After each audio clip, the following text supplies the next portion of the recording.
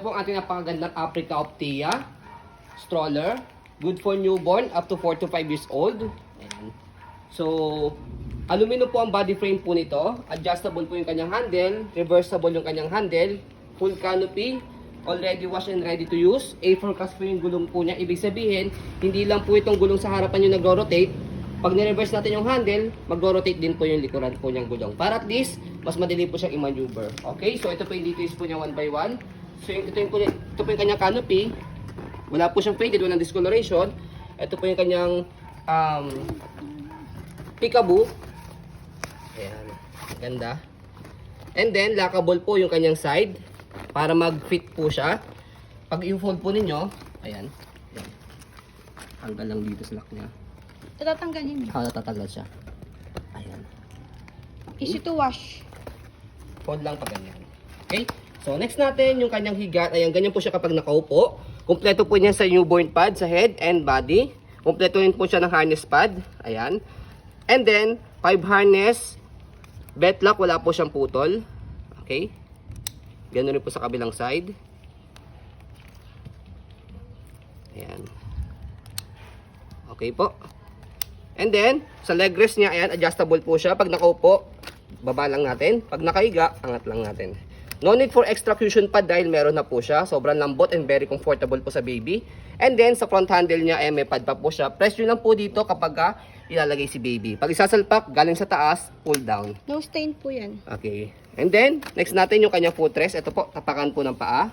And then, yung gulong niya, ang ganda rin ng gulong niya. Ayan. So, may shock po siya. And then, may stopper.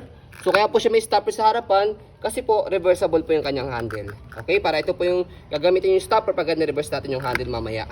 So, easy to maneuver, nag-swivel. Kung gusto niyo pong one way lang, so ito, ibababa niyo lang po siya. Ang purpose po niyan, hindi na siya mag-swivel or mag-rotate. Pag i-head si baby, hindi siya mahihilo. Next natin, yung napakaganda niyang body frame na aluminum na hindi kinakalawang. Close to liking yung frame niya. Yes, ang ganda. To be honest po. Wala siyang uka. Mm. Uka means yung hard scratch. Apo. Parang halos walang kay kay scratch po siya. Ayan. And then basket niya, ayan, ang laki. Marami kayo pwedeng mailagay. Super high seated yan. Sa likod, ayan, yung gulong niya, napakaganda rin ng ganyang gulong. Ayan. And then stopper, meron din siyang shock. Ayan. Ayan, okay. Okay na po yung kanyang stopper. Angat. And then next natin, yan yung kanyang likod. Okay, so ang kinaganda sa likod niya, yan, meron siyang airways dito para hindi masyadong mainit sa likod ni baby. Pag naman po ihiga po ninyo, press nyo lang po ito and then pull down. Okay, pagka naman po iupo po ninyo, hatakin nyo lang po itong dalawa. Yan, sagad nyo lang po hanggang sa pinaka nakaupong-upo po siya. Ayan. Next natin yung kabilang side ng body frame.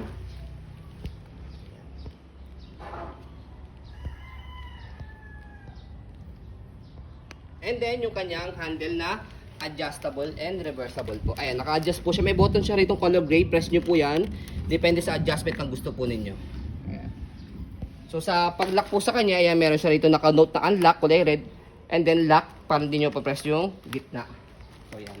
So, reverse natin. As you can see, yung harapang gulong nag-swivel, yung likod hindi. Pero pag reverse natin, sa ibang African stroller po, dito po siya inaangat para mag-reverse. Pero dito po sa high-end na Africa Optia, dito na po sa taas. And then, shoot nyo lang po doon. As you can see, ito po likod na gulong, mag-swivel na po siya. Ito po mag-stop na po. Ayan. So, yan. Nakita nyo po, nag-swivel na po siya. Ang purpose po nyo, madali nyo po siya i-maneuver, kaliwa or kanan. Okay? So, ganyan po yung design po niya. Kapag naka-full canopy, and then, naka-reverse adjust yung handle po niya. Okay? May packet pa sa ilalim. And then, meron siyang pocket dito sa ilalim. Pwede kayong maglagay ng wipes or anything else na gamit po ninyo o ni baby. So, next natin sa pag-fold, balik lang po muna natin yung kanyang handle. Canopy, kailangan naka-fold. Ayan. Yung higaan niya kailangan nakaupo. And then, yung gulong niya kailangan naka-normal na. Yung harapan na yung nag-swivel. So, next natin, yung kaya tinuro ko sa handle, kailangan naka-unlock siya. Press yung ilalim kasi kapag naka-lock, hindi nyo mapapress po ilalim niya. So, maganda po dito, one hand open, one hand fold lang po siya. Kaya napakadali po niya i-open sa i-fold. So, try po natin. So, press, angat po yung likod and then pull down. Okay? So, pwede nyo pong i-fold yung handle niya para mas maliit po siya. Pag ilalagay sa sasakyan. Okay? Next natin, kapag i-open, same lang din, press, tapos angat yung likod, tapos buka. Okay? Kahit hawak ko si baby, kaya-kaya ko po siyang i-open at i-fold. Okay? Kahit kay mami, kaya-kaya niya rin po mag-isa. Yan. Okay? Again, already washed na po ito and ready to use. Wala po siyang faded, wala po siyang discoloration. Ayan. Yan. Okay?